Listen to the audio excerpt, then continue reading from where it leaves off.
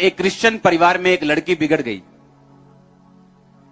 और वो बिगड़ी नहीं, इतना बिगड़ गई कि उस परिवार में अपने पिता के दोस्तों के साथ और अपने भाई के दोस्तों के साथ, दोनों के साथ वो गलत थी। उसकी मम्मी को इतनी शर्म आई कि हम क्रिश्चियन हैं और हमारी लड़की ने हमारा मुंह काला कर दिया।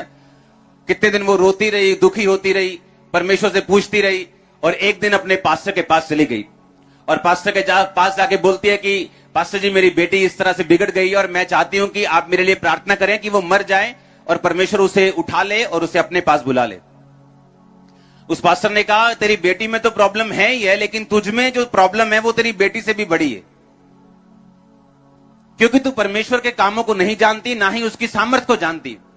तो उसने कहा, मैं क्या करूं? उसने कहा, तू एक दर्शन देख, तू एक इमेजिनेशन कर, अपने दिमाग में एक विजन देख, अपने दिमाग में एक कल्पना बना कि तेरी बेटी जो है वो व्हाइट कपड़ों में परमेश्वर का प्रचार कर रही है, तेरी बेटी तेरे घर आई है, तुझसे उसने माफी मांगी है और वो सुधर गई है और परमेश्वर के कामों का प्रचार कर रही है। उसने कहा, ये तो हो ही नहीं सकता, मैं उसको बहुत बार समझा चुकी हूं, मैंने बहुत बार उसको गाइड किया, हमने मारा पीटा सब कुछ करके देख लिया, वो नहीं सुधरती। वो अपने घर से भी, हमारे घर से जा चुके, बाहर ही मेरे हस्बैंड और मेरे जो बेटा है उसके दोस्तों के साथ वो रहती है, गलत काम करती है, सब कुछ करती है, बाहर ही रहती है। उसने कहा, नहीं। आप जानते, जब पिछले संडे मैंने लूत का वचन समझाया तो लोग कहते हैं हमें पहली बार समझ आया कि वहां लिखा क्या है, क्योंकि हम जब लूत का वचन पढ़ते थे, ये पढ़ते थे कि लूत अपने मन को पीड़ित करता था लोगों के पापों को देखकर, तो लोगों को यह लगता था कि लूत राइट साइड पर है, सही साइड पर है। लेकिन जब मैंने उन्हें समझाया कि लूत सही साइड नहीं था, वो अपने मन को पीड़ित तो करता था लेकिन स्टेप कोई नहीं लेता था, मन को पीड़ित रखता था लेकिन रहता वही सदोम में ही था, हाँ या ना? लेकिन उसने स्टेप नहीं लिया, उसके कारण उसका परिवार खत्म हुआ, उसकी वाइफ खत्म हुई, उसके बच्चे खत्म हुए, उसके बच्चों से जो पाप की संतान पैदा हुई उसकी लड़कियों से, मोआब और अम्मोनी, बाइबल कहती परमेश्वर ने सारी उम्र वंशों तक उनसे नफरत की। लेकिन बाइबल तो कहती है वो अपने सच्चे मन को पीड़ित करता था, लेकिन पीड़ित तो करता था लेकिन स्टेप कोई लेता नहीं था, वहां से निकलता नहीं था। अपने बच्चों के ऊपर उसने छड़ी नहीं चलाई, अपनी वाइफ को समझाया नहीं, लेकिन बस पीड़ित रहता था मन में, किया कुछ नहीं। जैसे लोग अफसोस करने जाते ना दूसरे घरों में, हाय भैन जी, हाँ वो माड़ा होया, ते ओही भैन जी जड़ी अफसोस करन आई, उन्हें प्लान बनाया कि इस अफसोस तो बाद नाल ही बाजार है, शॉपिंग भी करके जानी वापस। हाँ, अफसोस करने का मतलब अगर आप अगले के पास गए हो, आप उसकी लाइफ को बेटर करके आओगे। मुंह से अफसोस करने का कोई फायदा नहीं। उसी तरह का अफसोस लूत कर रहा था, मुंह से अफसोस कर रहा था, लेकिन करना क्या चाहिए, स्टेप क्या लेना चाहिए, उसमें वो कमजोर था। अब जब हम बाइबल को पढ़ते हैं, इसीलिए चर्चिस परमेश्वर ने टीचर्स ठहराए, क्योंकि जो पास्टर है जिसके पास कलीसिया, अगर वो टीचर नहीं और सिर्फ हीलिंग पे उसने अपनी मिनिस्ट्री को बनाया या सिर्फ प्रोफेटिक पे बनाया, उसके लोग पक्के नहीं है कि वो स्वर्ग तक पहुंचेंगे या नहीं। हाँ, चंगाई ले सकते हैं, बरकत ले सकते हैं, लेकिन हेवन तक पहुंचेंगे कि नहीं, क्योंकि वो आपको टीचिंग लेके जाएगी। इसीलिए जरूरी है कि हर एक मेगा पास्टर जिसके पास बड़ी चर्च है, वो अपने लोगों को टीचिंग में लेके जाए, ताकि वो वर्ड को, वचन को उन्हीं आंखों से पढ़ सके जिन्हीं आंखों से उनका अगुआ पढ़ रहा है, आमीन, या जिन आंखों से पवित्र आत्मा चाहता है कि वो पढ़े, वो उन्हीं आंखों से उसे पढ़ सके।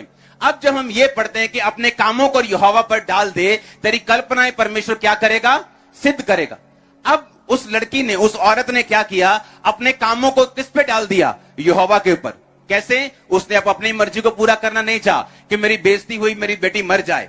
उसने अपने कामों को यहोवा पर डाल दिया, अपना सब कुछ परमेश्वर पे डाला, कल्पना बनाई, दिमाग में एक इमेजिनेशन की, दिमाग में एक सोच बनाई कि हाँ मेरी बेटी वापिस आ रही, हाँ मेरी बेटी वापिस आ रही, हाँ मेरी बेटी वापिस आ रही। हाँ, उसने पापों को छोड़ दिया और वो रोज इस इमेजिनेशन से प्रार्थना करने लगी।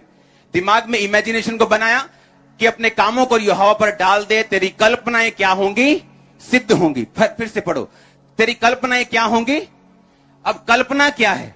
वो कल्पना मेगा चर्च की हो सकती, वो कल्पना बड़ा बिजनेस हो सकता है, वो कल्पना आपका पूरा परिवार का उद्धार हो सकता है, वो कल्पना आपकी मैरिड लाइफ का जो स्ट्रगल है उससे बाहर आना हो सकता है, वो कल्पना आपकी हीलिंग हो सकती है, आपकी चंगाई हो सकती, वो इमेजिनेशन आपके बच्चों के लिए आपकी हो सकती। परमेश्वर कहता, अगर तू अपने कामों को मुझ पे डाल देगा, मैं तेरी कल्पनाओं को क्या कर दूंगा, सिद्ध कर दूंगा। अब जब इस वचन को हम वैसे पढ़ेंगे तो हम ऐसे पढ़ के आगे निकल जाएंगे, लेकिन इस वचन के पीछे जो पावर है परमेश्वर की, वो हमें कभी भी समझ नहीं आएगी। लेकिन आज आप उस पावर से भर के वापस जा रहे हैं, आप इक्विप्ड होके जा रहे हैं, आप हथियारों से लैस होके आज से वापस जा रहे हैं। और मैं यीशु मसीह के नाम में बड़े कामों को आपकी लाइफ में होता हुआ देख रहा हूं। मैंने कहा बड़ी इमेजिनेशंस को पूरा होते हुए देख रहा हूं। वो कोई भी क्यों ना हो, यीशु मसीह के नाम में उसे मैं पूरा होते हुए देख रहा हूं। परमेश्वर कहता तेरी कल्पनाएं सिद्ध होंगी। उसने ये नहीं कहा पर तेरी कल्पना इस लेवल की होनी चाहिए, तेरी कल्पना आगे नहीं जानी चाहिए, तेरी कल्पना बस 10,000 लोगों से ऊपर नहीं होनी चाहिए, तेरी कल्पना बस हीलिंग इतनी होनी चाहिए, कैंसर की कल्पना नहीं होनी चाहिए कि वो हील हो जाए, बस सिर दर्द तक रहनी चाहिए। उसने ये नहीं कहा।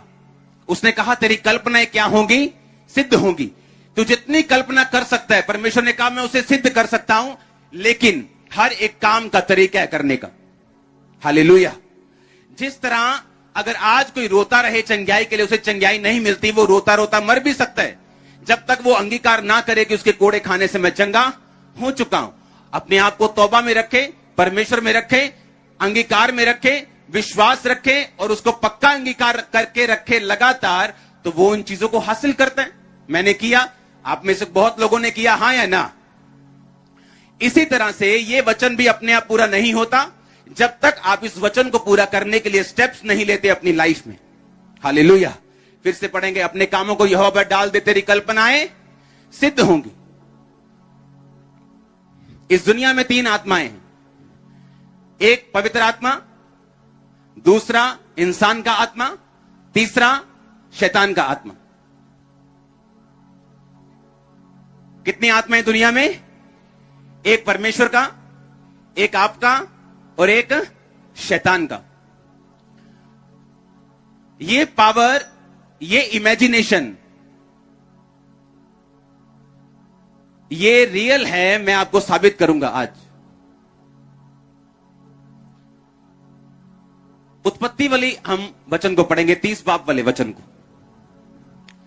लाबान ने उससे कहा, यदि तेरी दृष्टि में मैंने अनुग्रह पाया है तो यहीं रह जा, क्योंकि मैंने अनुभव से जान लिया कि आपकी स्पिरिचुअल लाइफ में आप चलते हैं, आपसे गलती हो गई, आप परीक्षा में फंस गए,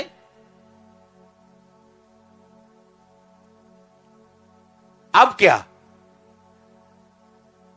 अब उस परीक्षा में फंस के और नीचे जाना है या वहीं रुक के तौबा करनी और आत्मिक आंखों से देखने की लुटेरे लूट रहे हैं, शैतान छीन रहा है, मैं इसे बदल सकता हूं अगर अभी मैं सुधर जाऊं तो। आपकी स्पिरिचुअल लाइफ में आपसे गलती हुई, आपसे मिस्टेक हुई, आप प्रभु से हटे, आपने गुनाह किया, आप गिर गए, उसके बाद मैंने लोगों को देखा है उठने के अलावा उनके पास पीछे जाने के लिए तैयार थे। वो ये नहीं कि उठें तौबा करें, जो छीन गया अब वो छीन गया, क्या करें, लेकिन परमेश्वर के करीब जाएं तो परमेश्वर फिर से हमारी लाइफ को रिस्टोर कर सकता है, वैसे ही बना सकता है।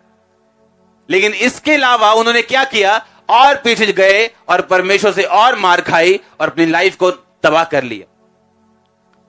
जब आप अपनी स्पिरिचुअल आईज को ओपन रखेंगे, अपनी अंदरूनी आंखों को ओपन रखेंगे, आप समझ जाएंगे कि इन पाप की वजह से, इन मिस्टेक्स की वजह से मैं संघर्ष कर रहा हूं। अब जब आप संघर्ष कर रहे हैं, आपके लिए परमेश्वर में चलना मुश्किल होता है, क्योंकि आपके पाप की वजह से, गुनाहों की वजह से आपको स्ट्रगल्स रहती हैं लाइफ में। अब और मुश्किल होता है परमेश्वर में चलना या उस पवित्रताई को परस्यू करना, उसको उसका पीछा करना।